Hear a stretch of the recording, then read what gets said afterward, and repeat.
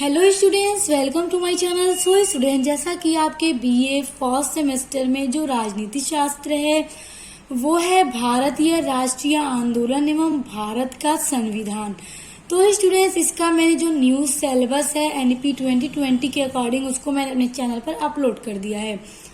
अगर अभी तक आपने नहीं देखा कि आपको अपने पॉलिटिकल साइंस में कितने यूनिट्स पढ़ने हैं, एक एक यूनिट्स के अंदर कितने टॉपिक्स पढ़ने हैं, तो उसका लिंक मैं आपको डिस्क्रिप्शन बॉक्स में दे दूंगी, आप लोग देख लीजिएगा। उसके अलावा मैंने आपके फर्स्ट सेमेस्टर के बहुत सारे सब्जेक्ट पूरे कंप्लीट करा दिए, बहुत सारे सिलेबस अपलोड भी किए हैं, आप उनके लिए चैनल पर विजिट करके देख लीजिएगा। तो चलिए स्टूडेंट्स, आज स्टार्ट करते हैं आपके बीए फर्स्ट सेमेस्टर के राजनीति शास्त्र का यूनिट नंबर 1। जब मैंने आपकी सिलेबस की वीडियो अपलोड की थी तभी मैंने आपको बता दिया था कि मैं आपकी यूनिट्स को भी कंप्लीट कराऊंगी। तो देखिए स्टूडेंट, जो आपका यूनिट नंबर 1 है वो क्या है? भारतीय राष्ट्रीय आंदोलन का जन्म, वृद्धि और राजनीतिक प्रवृत्ति। अब देखिए, भारतीय राष्ट्रीय आंदोलन का जन्म, वृद्धि और राजनीतिक प्रवृत्ति, ये आपका यूनिट नंबर 1 है। तो स्टूडेंट, सबसे पहले ये जानिए कि राष्ट्रीय आंदोलन होता क्या है। समझिए इसको। राष्ट्रीय आंदोलन का अर्थ, भारतीय राष्ट्रीय आंदोलन एक जन आंदोलन है जहां भारत के लोगों ने अपने दिल के अंदर राष्ट्रवाद की भावना पैदा करना शुरू कर दिया। राष्ट्रवाद की भावना ने भारतीयों को बोलने में मदद की, इसीलिए भारतीयों ने अंग्रेजों के खिलाफ विद्रोह करना शुरू कर दिया। देखिए स्टूडेंट्स, जब हमारा भारत अंग्रेजों का गुलाम था, अंग्रेज यहाँ पे शासन करते थे, तो हमारे देश को आजाद कराने के लिए हमारे देश के महान पुरुषों ने आंदोलन किए, बहुत से जंग हुई, युद्ध हुए, तब जाके हमारा देश आजाद हुआ। तो देश को आजाद कराने के लिए, अंग्रेजों से आजाद कराने के लिए जो भी आंदोलन किए गए, तो वही राष्ट्रीय आंदोलन कहलाता है कि राष्ट्र को, अपने राष्ट्र के हित के लिए जो काम किया जाए, अपने राष्ट्र की आजादी के लिए जो किया गया आंदोलन है वो क्या कहलाता है? वो राष्ट्रीय आंदोलन कहलाता है। जैसे स्टूडेंट, आप लोग देख सकते हैं कि राष्ट्रीय आंदोलन एक जन आंदोलन है जहां भारत के लोगों ने अपने दिल के अंदर राष्ट्रवाद की भावना को पैदा किया, और इसी राष्ट्रवाद की भावना ने भारतीय लोगों को बोलने में मदद की। किस चीज पर बोलने में? कि हमें अपना देश आजाद कराना है, अंग्रेजों से आजाद कराना है, हमें गुलामी की जिंदगी नहीं गुजारना है। तो इसलिए उनकी बोलने में मदद की। उन्होंने जो भी आंदोलन किए अपने राष्ट्र के हित के लिए, अपने राष्ट्र को आजाद कराने के लिए, तो वही राष्ट्रीय आंदोलन कहलाता है। और अब हमारा भारत अंग्रेजों के चंगुल से आजाद हो चुका है 1947 में। देखिए, दूसरे शब्दों में आंदोलन को और क्या कह सकते हैं? राष्ट्रीय आंदोलन का शाब्दिक अर्थ होता है राष्ट्र के लिए आंदोलन, यानी अपने राष्ट्र की भलाई के लिए, अपने राष्ट्र की उन्नति के लिए जो आंदोलन किया जाए वो राष्ट्रीय आंदोलन कहलाता है। यह देशवासियों के द्वारा राष्ट्र हित में चलाया गया आंदोलन है। और जो राष्ट्रीय आंदोलन है स्टूडेंट्स, वो देश के लोगों के द्वारा ही अपने राष्ट्र के हित के लिए चलाया जाता है।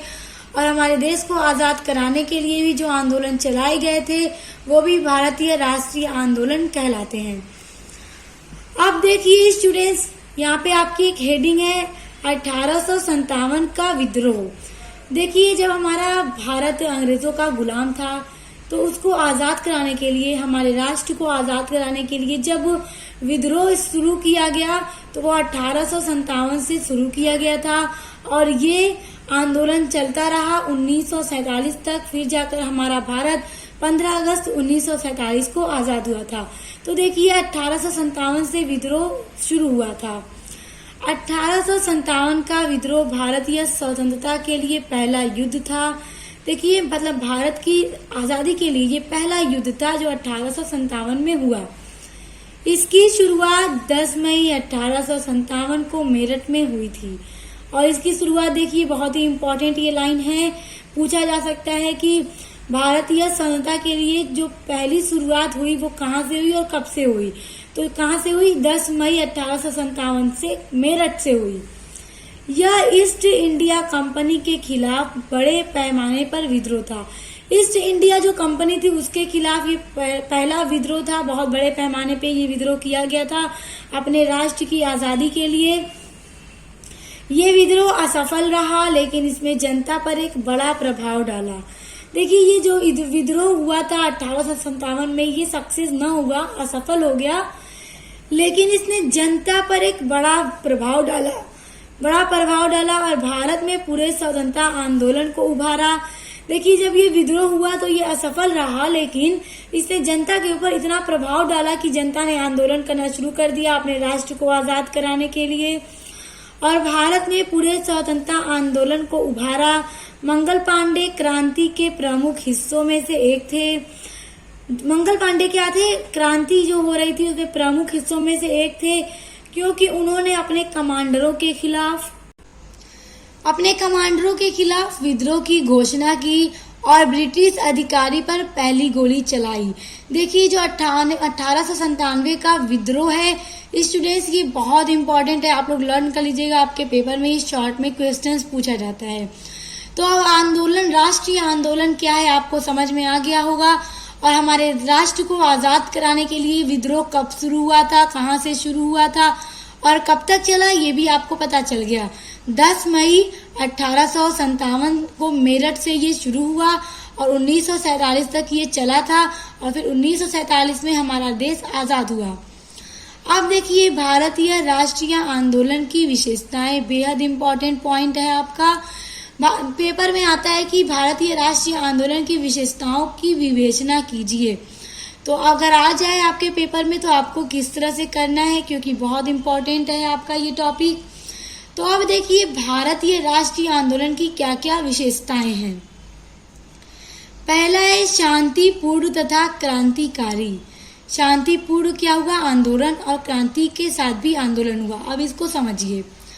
भारतीय राष्ट्रीय आंदोलन में मुख्यतः शांतिपूर्ण तरीकों को ही अपनाया गया, जिसका नेतृत्व महात्मा गांधी ने किया। अब देखिए, जब हमारे राष्ट्र को आजाद कराने के लिए जो राष्ट्रीय आंदोलन हो रहे थे वो एक शांतिपूर्ण तरीके से हो रहे थे, मतलब एक शांति तरीके से किया जा रहा था ये आंदोलन, और इसका नेतृत्व गांधी जी ने किया था। सत्य और अहिंसा के द्वारा उन्होंने भारत की स्वतंत्रता प्राप्त की। देखिए, सत्य और अहिंसा के द्वारा ही उन्होंने भारत की स्वतंत्रता को प्राप्त की, क्योंकि शांतिपूर्ण तरीके से आंदोलन किया जा रहा था, और सत्य के साथ, अहिंसा के साथ हमारे देश के महापुरुषों ने हमारे भारत को आजाद कराया। लेकिन स्टूडेंट्स, ऐसा नहीं है कि सिर्फ शांतिपूर्ण तरीके से ही आंदोलन हुआ, शांतिपूर्ण तरीके अपनाए गए थे और इस तरह से आंदोलन किया भी गया था।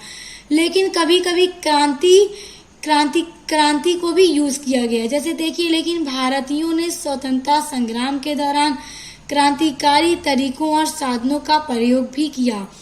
देखिए, ज्यादातर आंदोलन तो शांतिपूर्ण तरीके से ही किया गया, लेकिन जरूरत पड़ने पर क्रांतिकारी तरीकों और साधनों का भी यूज किया गया हमारे राष्ट्र को आजाद कराने के लिए। इसलिए ये भारत के राष्ट्रीय आंदोलन की विशेषताओं में बहुत इंपॉर्टेंट है कि शांतिपूर्ण तथा क्रांतिकारी।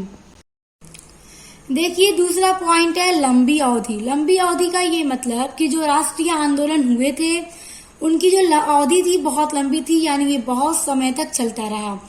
देखिए, 1857 ईस्वी में प्रथम स्वतंत्रता संग्राम शुरू हुआ। देखिए, मैंने अभी आपको बताया कि 1857 ईस्वी से ही जो स्वतंत्रता के लिए आंदोलन किया जाने लगा था, तो 1857 से ये शुरू हो गया था और इसकी समाप्ति 15 अगस्त 1947 को हुई। कहने का ये मतलब है कि 1947 तक ये आंदोलन चलता रहा और 15 अगस्त 1947 को हमारा भारत अंग्रेजों के आजाद हो गया। अब देखिए, तीसरा पॉइंट है सामाजिक तथा आर्थिक। देखिए, भारतीय राष्ट्रीय आंदोलन का रूप सिर्फ राजनीतिक नहीं था, इस आंदोलन के सामाजिक तथा आर्थिक पक्ष भी थे।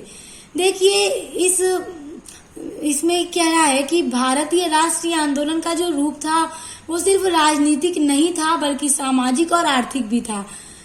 इस आंदोलन के सामाजिक तथा आर्थिक दोनों पक्ष थे। गांधी जी ने सामाजिक तथा आर्थिक दुर्बलताओं के विरुद्ध भी अभियान चलाया। देखिए, सामाजिक कुरीतियां जो थी उनको भी खत्म करने के लिए और आर्थिक दुर्बलताएं जो थी उनके विरुद्ध भी, उनके खिलाफ भी गांधी जी ने अभियान चलाया। सिर्फ राजनीतिक उद्देश्य नहीं था बल्कि सामाजिक और आर्थिक पक्ष भी शामिल थे इसमें, आंदोलन में। इन सभी को भी क्या करना था, सही करना था। इनकी त्रुटियों को दूर करना भारतीय राष्ट्रीय आंदोलन का प्रमुख अंग बना रहा। देखिए, जो आंदोलन किए जा रहे थे, भारतीय राष्ट्रीय आंदोलन की ये विशेषता है कि इसका सिर्फ एक पक्ष राजनीतिक नहीं था बल्कि जो सामाजिक और आर्थिक त्रुटियां थी उनको भी दूर करना था और भारतीय राष्ट्रीय आंदोलन का ये एक प्रमुख अंग बना रहा। क्या बना रहा कि सामाजिक और आर्थिक त्रुटियों को भी दूर करना है। तो ये इसकी विशेषता बहुत इम्पोर्टेंट है। देखिए, चौथा पॉइंट है विश्वव्यापी प्रभाव। विश्वव्यापी प्रभाव का मतलब कि विश्व के और भी देशों पे इसका प्रभाव पड़ा। किसका? ये जो भारतीय राष्ट्रीय आंदोलन हो रहे थे उनका। भारतीय राष्ट्रीय आंदोलन का विश्वव्यापी प्रभाव पड़ा। इसमें प्रभावित होकर अन्य राष्ट्रों ने स्वतंत्रता की लड़ाई प्रारंभ की। देखिए स्टूडेंट्स, हमारे देश में अंग्रेजों का शासन था, तो हमारे देश के महान पुरुषों ने मिलकर के, पूरे लोगों ने मिलकर के, देशवासियों ने आंदोलन करना शुरू किया। भारत छोड़ो आंदोलन, सभी ने अवज्ञा आंदोलन, उसके अलावा और भी बहुत से आंदोलन चलाए गए हमारे देश को आजाद कराने के लिए। तो इसका प्रभाव अन्य राष्ट्रों पर भी पड़ा। जैसे अन्य जो देश थे, जो भी अंग्रेजों के गुलाम थे, और भी जो भी ऐसे देश जिन पर अंग्रेज शासन कर रहे थे, तो उन पर यह प्रभाव पड़ा कि हमें भी आंदोलन करना चाहिए अपने देश को आजाद कराने के लिए। तो भारतीय राष्ट्रीय आंदोलन का प्रभाव अन्य देशों पर भी पड़ा और उन्होंने भी स्वतंत्रता की लड़ाई करना प्रारंभ कर दिया, उन्होंने भी आंदोलन करना शुरू कर दिया। तो ये भारतीय राष्ट्रीय आंदोलन की बहुत इंपॉर्टेंट विशेषताएं हैं। आई होप कि आपको बहुत अच्छे से समझ में आ गई होंगी। और स्टूडेंट्स, ये आपके पेपर में आता भी है, इसलिए इसको और अच्छे से समझने की कोशिश कीजिए। अगर आपको समझ नहीं आया तो एक दो बार फिर से वीडियो प्ले करके देखिए, आपको पूरा बहुत अच्छे से समझ में आ जाएगा। सो स्टूडेंट्स, देखिए आज की वीडियो में मैंने आपके यूनिट नंबर 1 का भारतीय राष्ट्रीय आंदोलन का जन्म बस इतना ही डिस्कस किया है, जिसमें मैंने आपको बताया कि भारतीय राष्ट्रीय आंदोलन का क्या अर्थ है, ये कब से स्टार्ट हुआ और कब तक चला, और भारतीय राष्ट्रीय आंदोलन की क्या विशेषताएं हैं। और उम्मीद करती हूँ कि आपको बहुत अच्छे से सब समझ में भी आ गया होगा। तो ये आपके यूनिट नंबर 1 का पार्ट 1 था, जिसमें मैंने बस इतना ही कवर किया। अब आपके यूनिट नंबर 1 का जो पार्ट 2 होगा, उसमें हम आपका वृद्धि और राजनीतिक प्रवृत्ति के बारे में डिस्कस करेंगे। तो आगे की सभी यूनिट्स को पढ़ने के लिए आप मेरे चैनल को सब्सक्राइब करके बेल आइकन को प्रेस कर लीजिए। तो हम मिलते हैं नेक्स्ट वीडियो के साथ।